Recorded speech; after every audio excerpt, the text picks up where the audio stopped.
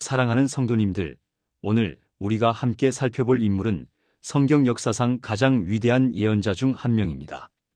그는 기원전 8세기 혼란과 위기의 시대에 살았던 사람입니다. 그의 이름은 이사야입니다. 이사야라는 이름의 뜻을 아십니까? 여호와께서 구원하신다라는 의미입니다. 그의 이름 자체가 이미 그가 전할 메시지를 담고 있었던 것입니다. 놀랍지 않습니까? 이사야는 약 40년 동안 예언자로 활동했습니다. 그는 4명의 왕을 섬겼습니다. 우시야 왕, 요담 왕, 아하스 왕, 그리고 히스기야 왕입니다. 이 긴 세월 동안 그는 끊임없이 하나님의 말씀을 전했습니다. 때로는 왕궁에서, 때로는 성전에서, 때로는 거리에서 말입니다. 그런데 여러분, 이사야가 예언자로 부름받은 순간을 상상해 보신 적 있으십니까? 그것은 정말 놀라운 경험이었습니다. 우시야 왕이 죽던 해의 일이었습니다. 이사야는 성전에 있었습니다. 그런데 갑자기 하늘이 열리는 환상을 보게 됩니다. 높이 들린 보좌 위에 주님께서 앉아 계셨습니다. 그분의 옷자락이 성전에 가득했습니다. 스랍들이 그 위에서 날며 서로 화답하여 외쳤습니다. 거룩하다, 거룩하다, 거룩하다 만군의 여호와여, 그의 영광이 온 땅에 충만하도다. 이사야 6장 3절. 그 소리에 문지방의 터가 움직이고 성전의 연기가 충만했습니다. 이사야는 그 광경 앞에서 어떤 반응을 보였을까요? 그는 두려움에 떨며 외쳤습니다. 화로다 나여 망하게 되었도다. 나는 입술이 부정한 사람이요. 나는 입술이 부정한 백성 중에 거주하면서 만군의 여호와이신 왕을 배웠음이로다. 이사야 6장 5절. 여러분, 이 장면을 상상해 보십시오. 거룩하신 하나님을 본 이사야가 느낀 것은 영광이 아니라 자신의 죄악이었습니다. 이것이 진정한 하나님 체험입니다. 그런데 놀라운 일이 벌어집니다. 스랍 중 하나가 부젓가락으로 제단에서 집은 핀 숯을 가지고 날아와서 이사야의 입술에 대며 말합니다. 보라, 이것이 내 입에 닿았으니 내 악이 제하여졌고 내 죄가 사하여졌느니라. 이사야 6장 7절. 정화되는 순간이었습니다. 그때 이사야는 주님의 음성을 들었습니다. 내가 누구를 보내며 누가 우리를 위하여 갈꼬? 이사야는 주저하지 않고 대답했습니다. 내가 여기 있나이다. 나를 보내소서. 이사야 6장 8절. 바로 이 순간 이사야의 예언자로서의 삶이 시작되었습니다. 그런데 여러분, 하나님께서 이사야에게 주신 사명이 무엇이었는지 아십니까? 그것은 쉽지 않은 사명이었습니다. 하나님은 이사야에게 말씀하셨습니다. 백성들이 듣기는 들어도 깨닫지 못할 것이며 보기는 보아도 알지 못할 것이라고 말입니다. 이사야는 물었습니다. 주여, 어느 때까지니까? 주님은 대답하셨습니다. 성읍들이 황폐하여 주민이 없으며 집들이 사람이 없고 땅이 황무지로 변할 때까지라고 말입니다. 얼마나 가혹한 사명입니까? 결과를 보지 못할 것을 알면서도 말씀을 전하라는 것이었습니다. 하지만 이사야는 흔들리지 않았습니다. 그는 하나님의 부르심에 온전히 순종했습니다. 자, 이제 이사야가 살았던 시대를 좀 더 자세히 살펴보겠습니다. 기원전 8세기의 유다 왕국은 어떤 상황이었을까요? 겉으로 보기에는 번영하는 것처럼 보였습니다. 특히 우시야 왕 시대에는 경제적으로 풍요로웠습니다. 무역이 활발했고 사람들은 부를 축적했습니다. 성전에는 제사가 끊이지 않았습니다. 하지만 그 이면에는 심각한 문제들이 있었습니다. 부의 격차가 심했습니다. 부자들은 가난한 사람들의 땅을 빼앗았습니다. 과부와 고아들은 정의를 찾을 수 없었습니다. 재판관들은 뇌물을 받았습니다. 종교 지도자들은 형식적인 의식에만 집중했습니다. 사람들은 하나님을 예배한다고 하면서도 정의롭지 못한 삶을 살았습니다. 더욱 심각한 것은 우상 숭배였습니다. 사람들은 여호와 하나님을 섬긴다고 하면서도 다른 신들도 함께 섬겼습니다. 이것이 이사야가 직면한 영적 현실이었습니다. 게다가 국제 정세도 불안했습니다. 북쪽에서는 강력한 아수르 제국이 세력을 확장하고 있었습니다. 아수르는 잔인하기로 악명 높은 제국이었습니다. 그들은 정복한 민족들을 강제로 이주시켰습니다. 고문과 학살을 서슴지 않았습니다. 기원전 722년 아수르는 이스라엘 북왕국을 멸망시켰습니다. 사마리아가 함락되었습니다. 수많은 이스라엘 백성들이 포로로 끌려갔습니다. 이것은 유다 왕국의 엄청난 충격이었습니다. 같은 민족의 나라가 무너진 것입니다. 이제 아수르의 칼날이 유다를 향하고 있었습니다. 바로 이런 상황에서 이사야는 예언자로 활동했습니다. 그의 메시지는 무엇이었을까요? 이사야의 예언은 크게 두 가지 주제로 나눌 수 있습니다. 첫째는 심판의 메시지였습니다. 둘째는 위로와 희망의 메시지였습니다. 먼저 심판의 메시지를 살펴보겠습니다. 이사야는 백성들의 죄악을 날카롭게 지적했습니다. 하늘이여 들으라, 땅이여 귀를 기울이라. 여호와께서 말씀하시기를 내가 자식을 양육하였거늘 그들이 나를 거역하였도다. 이사야 1장 2절. 하나님께서는 당신의 백성을 자식으로 키우셨습니다. 하지만 그들은 배은망덕하게 하나님을 떠났습니다. 이사야는 말합니다. 소는 그 임자를 알고 나귀는 그 주인의 구유를 알건만은 이스라엘은 알지 못하고 나의 백성은 깨닫지 못하는도다. 이사야 1장 3절. 짐승도 주인을 아는데 하나님의 백성은 하나님을 알지 못한다는 것입니다. 얼마나 가슴 아픈 말씀입니까? 이사야는 특히 종교적 위선을 비판했습니다. 헛된 재물을 다시 가져오지 말라. 분향은 내가 가증히 여기는 바요. 월삭과 안식일과 대회로 모이는 것도 그러하니 성회와 아울러 악을 행하는 것을 내가 견디지 못하겠노라. 이사야 1장 13절. 하나님께서는 형식적인 예배를 원하지 않으셨습니다. 제사를 드리고 절기를 지키지만 그들의 삶은 불의로 가득했습니다. 이사야는 이것이 하나님께 얼마나 가증한 일인지 외쳤습니다. 너희가 손을 펼 때에 내가 내 눈을 너희에게서 가리고 너희가 많이 기도할지라도 내가 듣지 아니하리니 이는 너희의 손에 피가 가득함이라. 이사야 1장 15절. 손에 피가 가득한 사람의 기도를 하나님께서 어떻게 들으시겠습니까? 이사야는 계속해서 외칩니다. 너희는 스스로 씻으며 스스로 깨끗하게 하여 내 목전에서 너희 악한 행실을 버리며 행악을 그치고. 이사야 1장 16절. 선행을 배우며 정의를 구하며 학대받는 자를 도와주며 고아를 위하여 신원하며 과부를 위하여 변호하라. 이사야 1장 17절. 진정한 회개는 행동의 변화를 가져온다는 것입니다. 의식이 아니라 정의로운 삶이 필요하다는 것입니다. 이사야는 부유층의 죄악도 강하게 비판했습니다. 화 있을진저 집에 집을 더하며 밭에 밭을 더하여 빈 땅이 없도록 하는 자여. 이사야 5장 8절. 부자들이 가난한 사람들의 땅을 빼앗아 자신의 재산을 불리는 것을 하나님께서 보고 계셨습니다. 만군의 여호와께서 친히 내 귀에 말씀하시되 정령이 허다한 집이 황폐하리니 크고 아름다울지라도 거주할 자가 없을 것이며. 이사야 5장 9절. 불의하게 쌓은 부는 결국 헛된 것이 될 것입니다. 이사야는 또한 술에 취하고 쾌락을 즐기는 자들을 경고했습니다. 아침에 일찍이 일어나 독주를 따라가며 밤이 깊도록 포도주에 취하는 자들은 화 있을진저. 이사야 5장 11절. 사람들은 연회와 잔치를 즐기면서 하나님의 일은 돌아보지 않았습니다. 그들이 수금과 비파와 소고와 피리와 술을 갖추고 연회를 베풀면서도 여호와께서 행하시는 일에 관심을 두지 아니하며 그의 손으로 하신 일을 보지 아니하는도다. 이사야 5장 12절. 이사야의 예언은 계속됩니다. 그는 6가지 화를 선포합니다. 악을 선하다 하고 선을 악하다 하는 자들에게 화가 있을 것입니다. 스스로 지혜롭게 여기는 자들에게 화가 있을 것입니다. 포도주를 마시기에 용감한 자들에게 화가 있을 것입니다. 뇌물로 인하여 악인을 의롭다 하고 의인의 의를 빼앗는 자들에게 화가 있을 것입니다. 이 모든 메시지는 당시 사회의 부패와 타락을 직접적으로 지적하는 것이었습니다.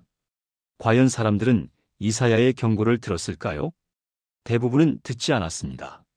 오히려 이사야를 비난하고 조롱했습니다. 선지자가 우리에게 명령에 명령을 더하며 교훈에 교훈을 더하되 여기서도 조금, 저기서도 조금 하는구나. 사람들은 이사야의 반복되는 경고를 지루하게 여겼습니다. 하지만 이사야는 멈추지 않았습니다. 그는 하나님께서 주신 사명을 끝까지 감당했습니다. 그런데 여러분, 이사야의 예언에는 심판만 있었을까요? 아닙니다. 이사야서는 희망의 메시지로도 가득합니다. 아니, 오히려 이사야서는 구약 성경에서 가장 아름다운 위로의 말씀들을 담고 있습니다. 이사야는 심판 너머에 있을 회복을 보았습니다. 그는 메시아의 오심을 예언했습니다. 그러므로 주께서 친히 징조를 너희에게 주실 것이라. 보라, 처녀가 잉태하여 아들을 낳을 것이요 그의 이름을 임마누엘이라 하리라. 이사야 7장 14절. 임마누엘, 하나님이 우리와 함께 계시다는 뜻입니다. 이것은 700년 후 예수 그리스도의 탄생으로 성취되는 예언입니다. 이사야는 또한 메시아의 통치를 예언합니다. 이는 한 아기가 우리에게 낳고 한 아들을 우리에게 주신 바 되었는데 그의 어깨에는 정사를 메었고 그의 이름은 기묘자라, 모사라, 전능하신 하나님이라, 영존하시는 아버지라, 평강의 왕이라 할 것임이라. 이사야 9장 6절. 이 얼마나 놀라운 예언입니까? 한 아기가 태어날 것인데 그분이 전능하신 하나님이시고 영존하시는 아버지라는 것입니다. 그 정사와 평강의 더함이 무궁하며 또 다윗의 왕좌와 그의 나라에 군림하여 그 나라를 굳게 세우고 지금 이후로 영원히 정의와 공의로 그것을 보존하실 것이라. 이사야 9장 7절. 메시아의 나라는 정의와 공의로 충만할 것입니다. 이사야는 메시아가 어떤 분인지도 예언합니다. 그에게는 여호와의 영 곧 지혜와 총명의 영이요 모략과 재능의 영이요 지식과 여호와를 경외하는 영이 강림하시리니. 이사야 11장 2절. 성령님께서 메시아 위에 임하실 것입니다. 그가 여호와를 경외함으로 즐거움을 삼을 것이며 그의 눈에 보이는 대로 심판하지 아니하며 그의 귀에 들리는 대로 판단하지 아니하며. 이사야 11장 3절. 공의로 가난한 자를 심판하며 정직으로 세상의 겸손한 자를 판단할 것이며. 이사야 11장 4절. 메시아는 가난하고 약한 자들을 위해 정의를 실현하실 것입니다. 이사야는 메시아 시대의 평화도 예언합니다. 그때 이리가 어린 양과 함께 살며 표범이 어린 염소와 함께 누우며 송아지와 어린 사자와 살진 짐승이 함께 있어 어린 아이에게 끌리며. 이사야 11장 6절. 이것은 상징적인 표현입니다. 적대적이던 것들이 화해할 것입니다. 평화가 온 세상을 덮을 것입니다. 나의 거룩한 산 모든 곳에서 해됨도 없고 상함도 없을 것이니 이는 물이 바다를 덮음같이 여호와를 아는 지식이 세상에 충만할 것임이니라. 이사야 11장 9절. 온 세상이 하나님을 알게 될 날이 올 것입니다. 그런데 이사야의 예언 중 가장 놀라운 부분이 있습니다. 바로 고난받는 종에 대한 예언입니다. 이사야 53장은 성경에서 가장 아름답고도 슬픈 장입니다. 그는 멸시를 받아 사람들에게 버림받았으며 간고를 많이 겪었으며 질고를 아는 자라, 마치 사람들이 그에게서 얼굴을 가리는 것 같이 멸시를 당하였고 우리도 그를 귀히 여기지 아니하였도다. 이사야 53장 3절. 메시아가 고난을 받으실 것입니다. 사람들에게 멸시당하고 버림받으실 것입니다. 그는 실로 우리의 질고를 치고 우리의 슬픔을 당하였거늘 우리는 생각하기를 그는 징벌을 받아 하나님께 맞으며 고난을 당한다 하였노라. 이사야 53장 4절. 메시아께서 우리의 질고와 슬픔을 담당하실 것입니다. 그가 찔림은 우리의 허물 때문이요 그가 상함은 우리의 죄악 때문이라. 그가 징계를 받음으로 우리는 평화를 누리고 그가 채찍에 맞음으로 우리는 나음을 받았도다. 이사야 53장 5절. 이 얼마나 놀라운 말씀입니까? 메시아께서 우리의 죄를 대신하여 고난을 받으실 것입니다. 우리는 다 양 같아서 그릇 행하여 각기 제 길로 갔거늘 여호와께서는 우리 모두의 죄악을 그에게 담당시키셨도다. 이사야 53장 6절. 하나님께서 우리 모든 사람의 죄를 메시아에게 담당시키실 것입니다. 그는 곤욕을 당하여 괴로울 때에도 그의 입을 열지 아니하였으며 마치 도수장으로 끌려가는 어린 양과 털 깎는 자 앞에서 잠잠한 양같이 그의 입을 열지 아니하였도다. 이사야 53장 7절. 메시아는 침묵 가운데 고난을 받으실 것입니다. 항변하지 않으시고 말입니다. 그는 곤욕과 신문을 당하고 끌려갔으나 그 세대 중에 누가 생각하기를 그가 살아있는 자들의 땅에서 끊어짐은 마땅히 형벌받을 내 백성의 허물 때문이라 하였으리요. 이사야 53장 8절. 메시아는 죽임을 당하실 것입니다. 백성의 허물 때문에 말입니다. 이 예언은 700년 후 십자가에서 완벽하게 성취됩니다. 예수 그리스도께서 바로 이 고난받는 종이셨습니다. 이사야는 어떻게 이런 놀라운 예언을 할 수 있었을까요? 그것은 오직 하나님의 계시로만 가능한 것이었습니다. 자, 이제 이사야가 직접 경험한 극적인 사건들을 살펴보겠습니다. 그중 가장 중요한 사건은 아하스 왕 시대에 일어났습니다. 기원전 735년경의 일입니다. 아람의 르신 왕과 이스라엘의 베가 왕이 동맹을 맺고 유다를 공격했습니다. 이것을 수리아-에브라임 전쟁이라고 부릅니다. 그들의 목적은 유다를 점령하고 아하스 왕을 폐위시키는 것이었습니다. 그리고 자신들의 괴뢰 왕을 세우려고 했습니다. 아람이 에브라임과 동맹하였다 하는 소문이 다윗의 집에 전하여짐에 왕의 마음과 그의 백성의 마음이 숲이 바람에 흔들림같이 흔들렸더라. 이사야 7장 2절. 아하스 왕과 백성들이 극도의 공포에 사로잡혔습니다. 나무가 바람에 흔들리듯 떨었습니다. 바로 그때 하나님께서 이사야를 보내셨습니다. 여호와께서 이사야에게 이르시되 너와 내 아들 쌀 야숲은 나가서 윗모수도 끝 세탁자의 밭 큰 길에서 아하스를 만나. 이사야 7장 3절. 이사야는 아들을 데리고 아하스를 만나러 갔습니다. 그의 아들 이름이 스알 야숲입니다. 남은 자가 돌아올 것이다라는 뜻입니다. 이사야의 자녀들의 이름도 모두 예언적 의미를 담고 있었습니다. 이사야는 아하스에게 말합니다. 너는 삼가며 조용하라. 아람 왕 르신과 르말랴의 아들이 심히 노할지라도 이 두 꺼져가는 불똥으로 말미암아 두려워하거나 낙심하지 말라. 이사야 7장 4절. 두려워하지 말라는 것입니다.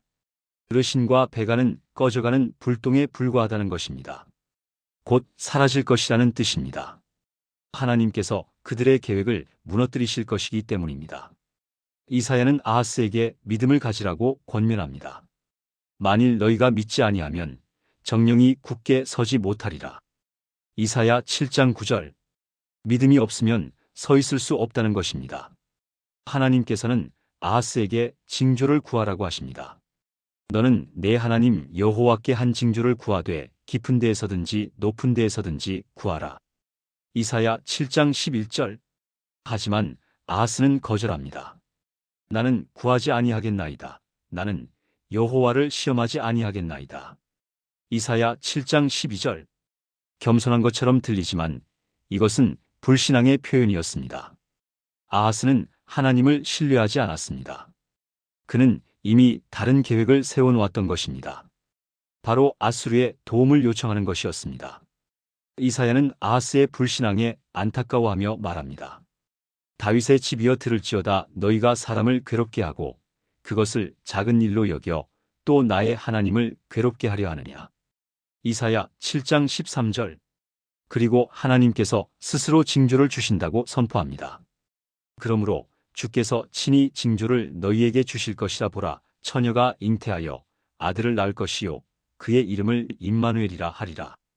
이사야 7장 14절. 이것이 바로 유명한 임마누엘 예언입니다. 하지만 아하스는 듣지 않았습니다. 그는 아수르의 디글랏빌레셀 왕에게 사신을 보냈습니다. 성전과 왕궁의 보물을 선물로 보내며 도움을 청했습니다. 나는 왕의 신하요 왕의 아들이니이다.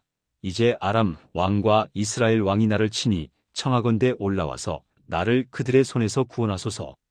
결과적으로 아수르가 아람을 공격하여 르신을 죽였습니다. 위기는 넘겼지만 이것은 재앙의 씨앗이었습니다. 유다는 이제 아수르의 속국이 되었습니다. 막대한 조공을 바쳐야 했습니다. 아하스는 심지어 아수르의 우상을 성전에 들여놓았습니다. 믿음 대신 정치적 계산을 선택한 대가였습니다. 이사야의 경고는 정확했습니다. 만일 너희가 믿지 아니하면 정령이 굳게 서지 못하리라. 아하스는 결국 굳게 서지 못했습니다. 하지만 이야기는 여기서 끝나지 않습니다. 아하스의 아들 히스기야가 왕이 되었을 때 상황이 바뀝니다. 히스기야는 아버지와 달리 하나님을 신뢰하는 왕이었습니다. 그는 종교 개혁을 단행했습니다. 산당들을 제거했습니다. 우상들을 부수었습니다. 심지어 모세가 만든 놋뱀까지 부수었습니다. 왜냐하면 백성들이 그것에게 분향하고 있었기 때문입니다. 히스기야가 이스라엘의 하나님 여호와를 의지하였는데 그의 전후 유다 여러 왕 중에 그러한 자가 없었으니 열왕기하 18장 5절. 히스기야 시대의 이사야의 영향력은 정점에 달했습니다. 그는 왕의 신뢰받는 조언자가 되었습니다. 기원전 701년 유다 역사상 가장 위급한 순간이 찾아왔습니다. 아수르의 산헤립 왕이 대군을 이끌고 유다를 침공했습니다. 그는 46개의 성읍을 점령했습니다. 20만 명 이상의 백성을 포로로 잡아갔습니다. 마침내 예루살렘을 포위했습니다. 상황은 절망적이었습니다. 산헤립의 군대 지휘관 랍사게가 예루살렘 성벽 아래에서 히브리어로 큰 소리로 외쳤습니다. 너희는 히스기야에게 속지 말라. 그가 능히 너희를 건져내지 못할 것이니라. 히스기야가 너희에게 권하여 이르기를 여호와께서 반드시 우리를 건지시리라 하여도 너희는 듣지 말라. 열국의 신들 중에 누가 자기 나라를 아수르 왕의 손에서 건져내었느냐? 열왕기하 18장 32-33절. 랍사게는 여호와 하나님도 다른 신들과 같다고 조롱했습니다. 아수르가 정복한 나라들의 신들이 그들을 구하지 못했듯이 여호와도 유다를 구하지 못할 것이라고 말했습니다. 이것은 단순한 군사적 위협이 아니었습니다. 영적 도전이었습니다. 히스기야는 이 소식을 듣고 옷을 찢고 굵은 베옷을 입었습니다. 그리고 여호와의 성전으로 들어가 기도했습니다. 동시에 신하들을 이사야에게 보냈습니다. 오늘은 환난과 징벌과 능욕의 날이라 아이를 낳으려 하나 해산할 힘이 없음 같도다. 열왕기하 19장 3절. 상황이 얼마나 절박했는지 알 수 있습니다. 히스기야는 이사야에게 기도를 부탁했습니다. 당신의 하나님 여호와께서 랍사게가 그의 주인 아수르 왕의 보냄을 받아 살아계신 하나님을 회방한 모든 말을 들으셨을지니 당신의 하나님 여호와께서 그 들으신 말씀을 벌하시리이다. 그러므로 바라건대 이 남아있는 자를 위하여 기도하소서. 열왕기하 19장 4절. 이사야는 즉시 응답했습니다. 여호와께서 이같이 말씀하시기를 내가 들은 바 아수르 왕의 신복들이 나를 비방한 말로 말미암아 두려워하지 말라. 열왕기하 19장 6절. 내가 그의 속에 영을 두어 그가 풍문을 듣고 그의 고국으로 돌아가게 하고 또 그의 고국에서 그를 칼에 죽게 하리라. 열왕기하 19장 7절. 하나님께서 직접 개입하실 것이라는 약속이었습니다.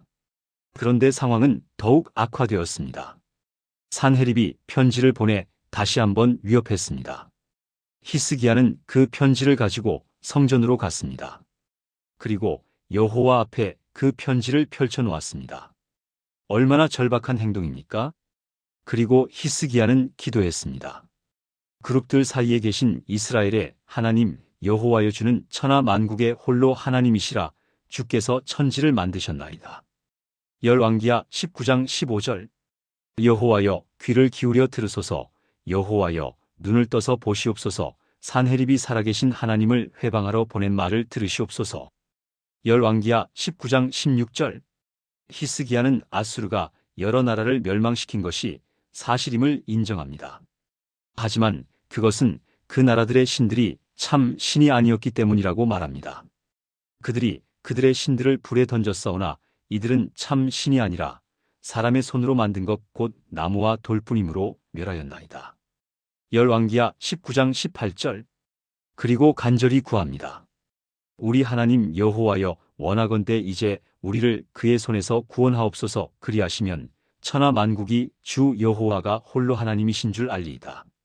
열왕기하 19장 19절. 이것은 단지 유다의 구원만을 위한 기도가 아니었습니다. 여호와께서 참 하나님이심이 온 세상에 드러나기를 바라는 기도였습니다. 하나님께서 이사야를 통해 응답하셨습니다. 처녀딸 시온이 너를 멸시하며 너를 비웃었고 딸 예루살렘이 너를 향하여 머리를 흔들었느니라. 열왕기하 19장 21절. 내가 누구를 꾸짖었으며 비방하였느냐? 내가 누구를 향하여 목소리를 높였으며 눈을 높이 떴느냐? 이스라엘의 거룩하신 자에게가 아니냐? 열왕기하 19장 22절. 산헤립이 감히 거룩하신 하나님을 모독했다는 것입니다. 하나님께서는 산헤립의 교만을 낱낱이 지적하셨습니다. 내가 내 사신을 통하여 주를 꾸짖으며 이르기를 내가 나의 많은 병거를 거느리고 산들의 꼭대기에 올라가며 레바논의 깊은 곳에 이르렀으니. 열왕기하 19장 23절. 산헤립이 자랑한 모든 것을 하나님께서 아셨습니다. 그리고 하나님께서는 놀라운 말씀을 하십니다. 내가 언제 앉으며 언제 나가며 언제 들어오며 내가 언제 나를 대적하여 분노하는 것을 내가 아노라. 열왕기하 19장 27절. 하나님께서는 산헤립의 모든 행동을 다 알고 계셨습니다. 내가 나를 대적하여 분노함과 내 오만함이 내 귀에 들렸으므로 내가 갈고리로 내 코에 꿰고 잿가를 내 입에 먹여 내가 오던 길로 끌어 돌이키리라. 열왕기하 19장 28절. 하나님께서 산헤립을 마치 짐승 다루듯 하실 것입니다. 그리고 히스기야에게는 약속하십니다. 아수르 왕에 대하여는 여호와가 이같이 말씀하시기를 그가 이 성에 이르지 못하며 여기에 화살 하나도 쏘지 못하며 방패를 성을 향하여 세우지 못하며 토성을 쌓지도 못하고. 열왕기하 19장 32절. 그가 오던 길로 돌아가고 이 성에 이르지 못하리라. 여호와의 말씀이니라. 열왕기하 19장 33절. 내가 나를 위하며 내 종 다윗을 위하여 이 성을 보호하며 구원하리라. 열왕기하 19장 34절. 그날 밤 놀라운 일이 일어났습니다. 이 밤에 여호와의 사자가 나와서 아수르 진영에서 군사 18만 5천 명을 친지라. 열왕기하 19장 35절.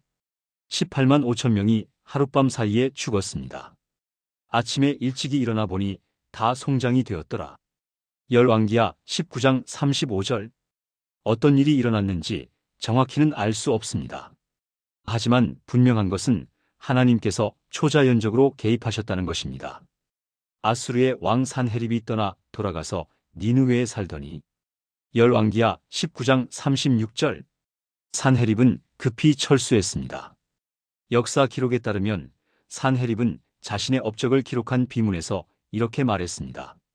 히스기야를 예루살렘의 새장 속의 새처럼 가두었다. 그는 예루살렘을 점령하지 못한 것을 자랑스럽게 포장하려 했습니다. 하지만 그는 예루살렘을 점령하지 못했습니다. 하나님의 개입 때문이었습니다. 그가 그의 신 니스록의 신전에서 경배할 때에 그의 아들 아드람멜렉과 사레셀이 그를 칼로 쳐 죽이고 아라랏 땅으로 도망하매. 열왕기하 19장 37절. 이사야의 예언대로 산헤립은 자기 고국에서 자기 아들들에게 살해당했습니다. 여호와 하나님께서 산헤립의 교만을 심판하신 것입니다. 이 사건은 유다 역사에서 가장 극적인 구원이었습니다. 불가능해 보이는 상황에서 하나님께서 기적을 행하셨습니다. 이사야의 예언은 정확하게 성취되었습니다. 믿음을 가진 히스기야는 구원을 경험했습니다. 이 사건 후 이사야는 히스기야에게 또 다른 놀라운 예언을 했습니다. 히스기야가 병들어 죽게 되었을 때의 일입니다. 이사야가 와서 말했습니다. 여호와께서 이같이 말씀하시기를 너는 내 집에 유언하라. 내가 죽고 살지 못하리라.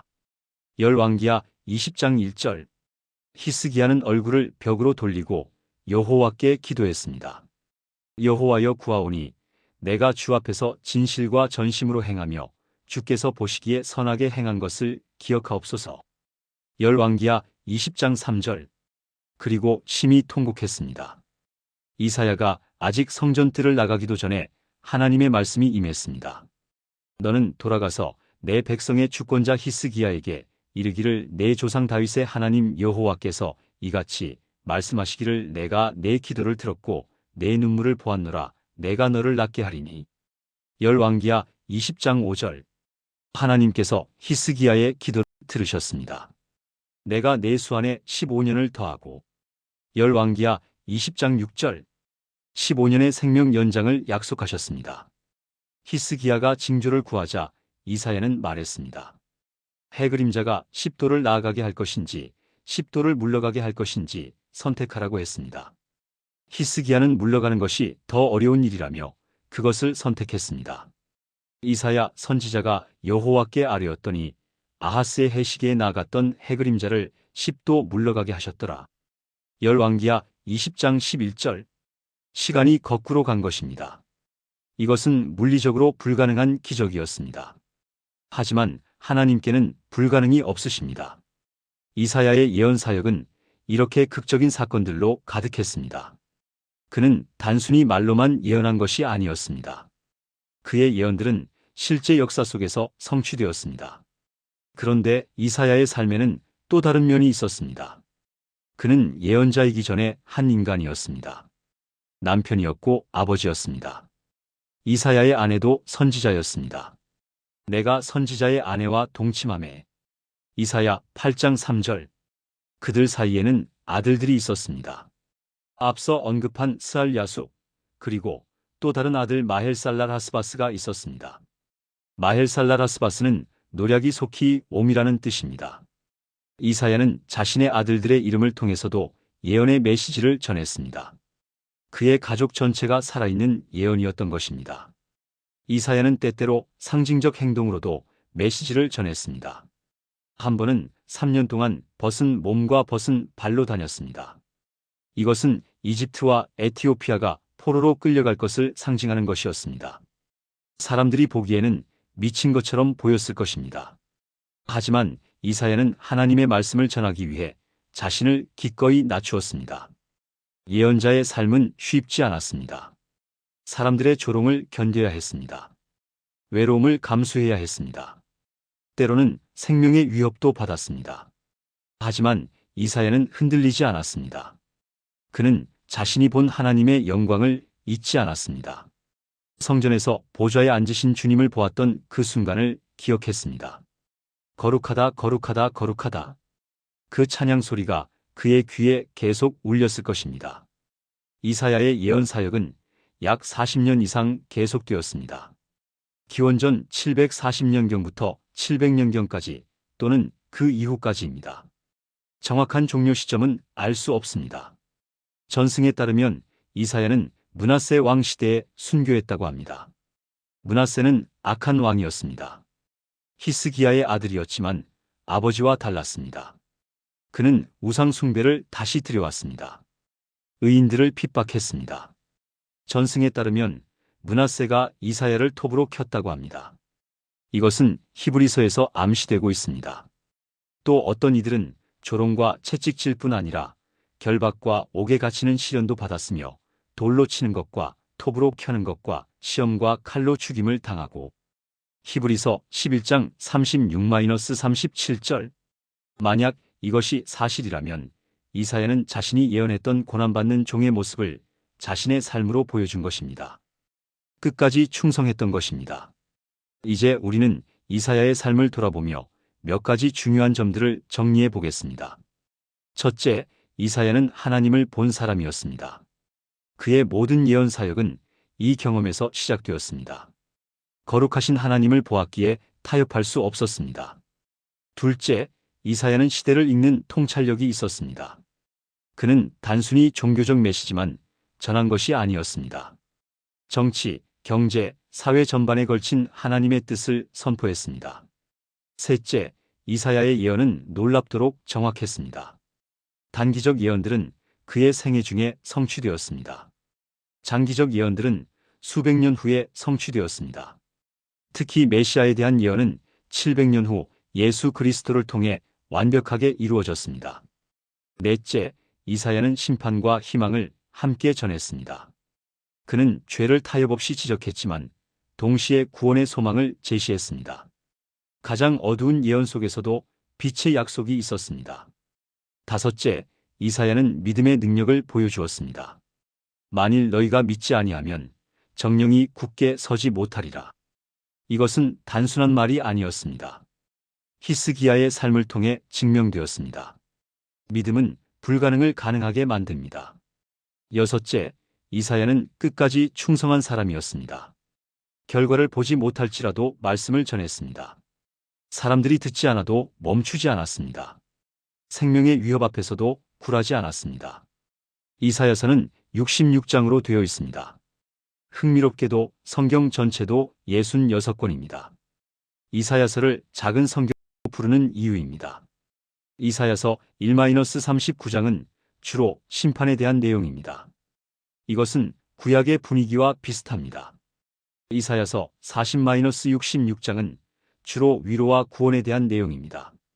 이것은 신약의 분위기와 비슷합니다. 특히 이사야 40장은 놀라운 위로의 말씀으로 시작합니다. 너희 하나님이 이르시되 너희는 위로하라 내 백성을 위로하라. 이사야 40장 1절 너는 예루살렘을 향하여 말하며 그것에게 외치라 그 노역의 때가 끝났고 그 죄악이 사함을 받았느니라. 이사야 40장 2절 고난받던 백성들에게 얼마나 큰 위로가 되었겠습니까?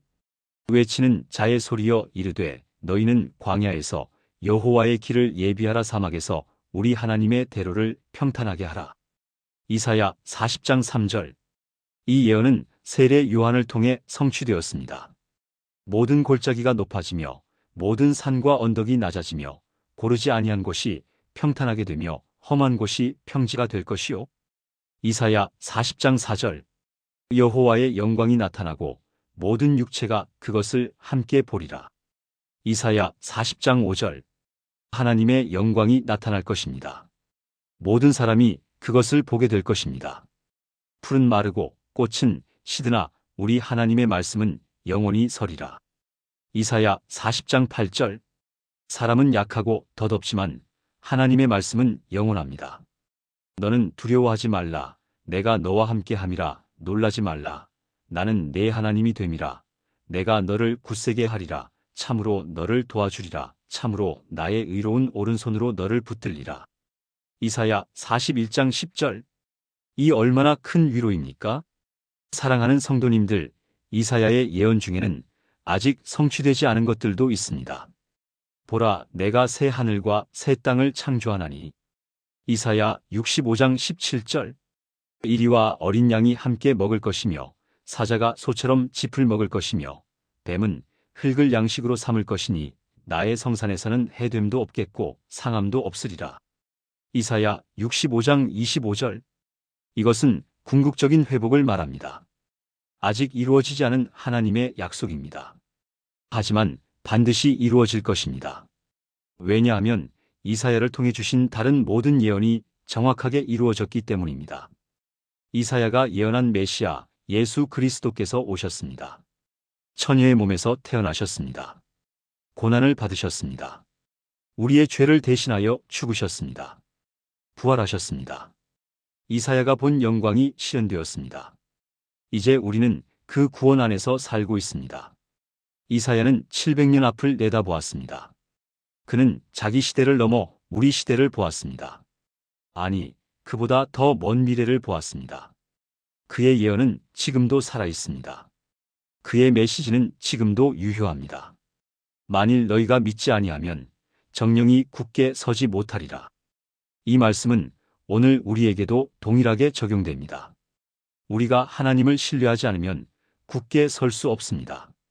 세상의 방법으로는 진정한 평안을 얻을 수 없습니다. 오직 하나님께 대한 믿음만이 우리를 굳게 세워줍니다. 히스기야가 경험한 것처럼 말입니다. 절망적인 상황에서도 하나님께 기도할 때 기적이 일어납니다. 이사야의 삶은 우리에게 도전을 줍니다. 과연 우리는 시대를 분별하고 있습니까? 우리는 하나님의 음성을 듣고 있습니까? 우리는 불의 앞에서 침묵하지 않습니까? 우리는 형식적인 신앙에 머물지 않습니까? 이사야는 거룩하신 하나님을 만났기에 타협하지 않았습니다. 우리도 하나님을 진정으로 만나야 합니다. 그때 우리의 삶이 변화됩니다. 이사야가 전한 메시아의 이름들을 다시 한번 기억해 봅시다. 임마누엘, 하나님이 우리와 함께 계십니다. 기묘자, 놀라운 계획을 가지신 분입니다. 모사, 완전한 지혜를 가지신 분입니다. 전능하신 하나님, 능력의 하나님이십니다. 영존하시는 아버지, 영원한 아버지이십니다. 평강의 왕, 참된 평화를 주시는 분입니다. 바로 이분이 우리의 구주이십니다. 이사야가 700년을 내다보며 선포한 그분입니다. 사랑하는 성도님들, 오늘 우리는 위대한 예언자 이사야의 삶을 살펴보았습니다. 그는 하나님의 부르심에 응답하여 내가 여기 있나이다, 나를 보내소서라고 말했던 사람입니다. 평생 하나님의 말씀을 전했던 충성된 종이었습니다. 심판과 희망을 함께 선포했던 예언자였습니다. 그의 예언들은 놀랍도록 정확하게 성취되었습니다. 특히 메시아에 대한 예언은 우리에게 큰 소망을 줍니다. 이사야가 본 고난받는 종 예수 그리스도를 통해 우리는 구원을 받았습니다. 이사야가 예언한 새 하늘과 새 땅이 언젠가 실현될 것입니다. 그날까지 우리도 이사야처럼 신실하게 살아가야 하겠습니다. 오늘 이 영상이 여러분에게 도움이 되셨다면 좋아요 버튼을 눌러주시고 댓글로 여러분의 생각을 나눠주시기 바랍니다. 구독과 알림 설정도 잊지 말아주세요. 다음에 또 다른 성경 인물의 이야기로 찾아뵙겠습니다. 여러분 모두에게 하나님의 풍성한 은혜와 평강이 함께하시길 축복합니다. 샬롬.